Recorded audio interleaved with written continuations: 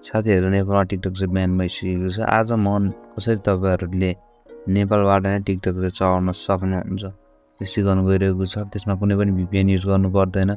तपाईँहरूले आफ्नो मोबाइलमा केही सेटिङ गर्नुभयो भने तपाईँहरूले सजिलैसँग चाहिँ टिकटक चलाउन सक्नुहुन्छ। यहाँ हेर्न सक्नुहुन्छ मैले मेरो टिकटक आइडी खोलिसकेपछि यहाँ समथिङ वेन्ट रङ भन्छ र लोडिङ भइरहेको छ, तर टिकटक चाहिँ चलिरहेको छैन। यहाँ हेर्नुहुन्छ नो इन्टरनेट कनेक्सन देखिरहेको छ। अब तपाईँहरूले टिकटक तपाईँको मोबाइलमा चलाउनको लागि चाहिँ तपाईँहरूले फर्स्टमा चाहिँ तपाईँहरूको वाइफाईलाई चाहिँ ओपन गर्नुहोस्। वाइफाई ओपन गरिसकेपछि जुन कनेक्ट हुनुहुन्छ त्यसको साइडमा यहाँ आईमा चाहिँ यहाँ सर्कल देखिराख्नु भएको यहाँ क्लिक गर्नुहोस्। यहाँ क्लिक गरिसकेपछि तपाईँहरूले यहाँ तल आउनुहोस्। त्यसपछि तपाईँहरूले यहाँ देख्न सक्नुहुन्छ आइपी सेटिङ्स भन्ने छ, यसलाई चाहिँ स्ट्याटिक गर्नुहोस्।